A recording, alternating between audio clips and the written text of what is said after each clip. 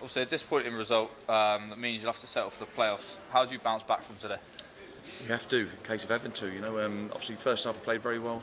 Should have been 3-4 up really, and the game should have been dead and buried. But obviously, credit to them, they came back and obviously nicked the 2 goals. So, but we move on. We move on to the next game, and obviously look forward to the playoffs now.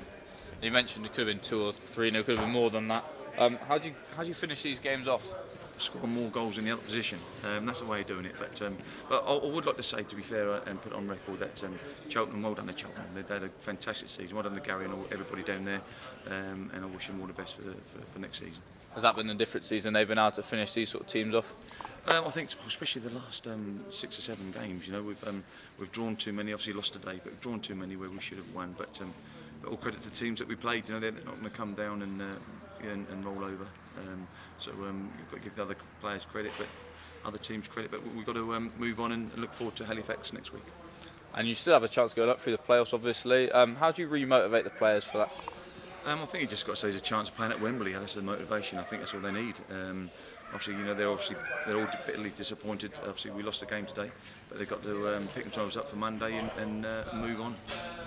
And obviously, the penalty that got Woking back into the game came from a Forest Green attack. Those are sort of goals and sort of incidents you've got to sort of stop if you are to go further in the playoffs. Yeah, most definitely. We gave a penalty away last week as well, and obviously disappointed if we give away that goal away to Braintree. But and obviously, we was in good position. We lost the ball, but fair play to them. The lad had very good pace and got in behind Dave. But that happens. That's football. And like I said, there's Halifax next week and then Dover the week after. How crucial is 2 wins just to give you that momentum going into the playoffs?